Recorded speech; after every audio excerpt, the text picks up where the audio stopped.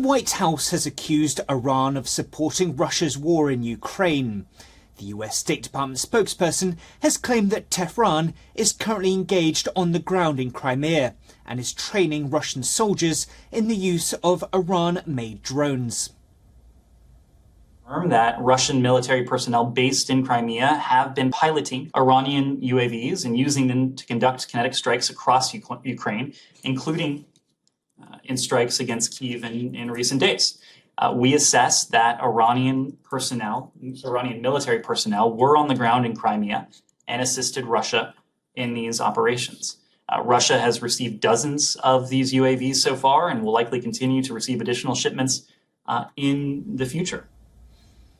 However, US National Security Council spokesperson John Kirby has said there are relatively small numbers of Iranians working in Crimea, which was annexed by Russia in 2014. The US has even claimed that these Iranian drones are suffering failures on the ground and that their performance is not what would have been expected. For the last few weeks, Ukraine and the West has accused Russia of using Iranian drones in its offensive in Kyiv, a claim that Moscow and Tehran have strongly denied. On Wednesday, at a UN Security Council meeting, Russia's deputy ambassador said the weapons in question were made in Russia.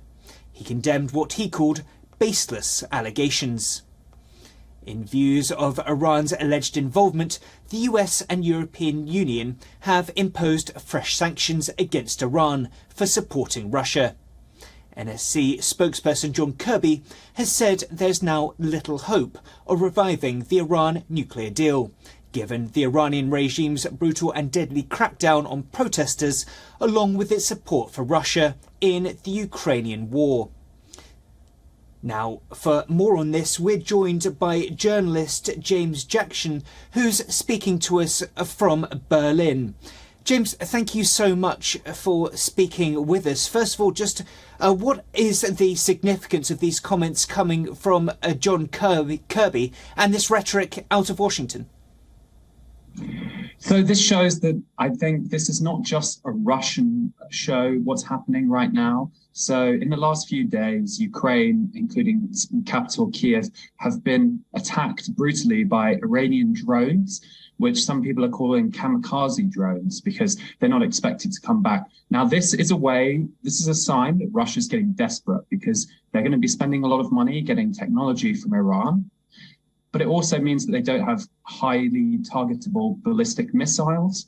It's a sign of Russian desperation, but also a sign of the further breakdown of relations between Iran and the West.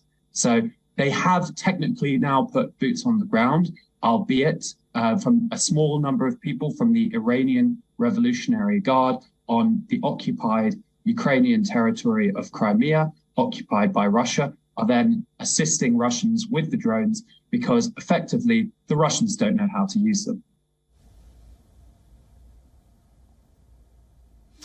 And James, obviously we heard from Washington that says as the way things stand, the Iran nuclear deal is essentially off the table. Is that a sentiment shared by those in Europe as well?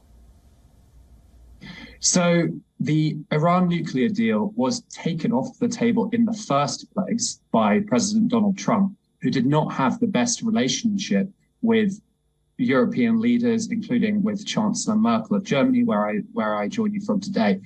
However, there have been some issues with Iran, recently humanitarian issues. There are a lot of protests happening around the world, and especially within Iran, of young women.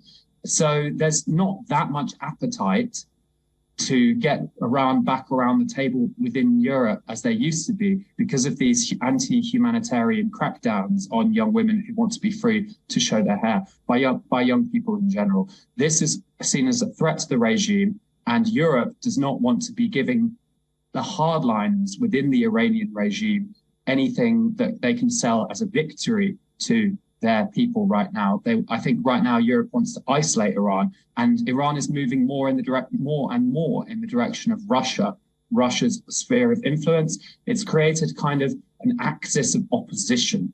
So these two regimes have very little in common. One is nationalist Russian nationalist regime, and the other is the Shia Islamic regime of Iran, they're not united by very much. They're united by what they're opposed to. And that's the West, that's the US's influence, and that's also Europe.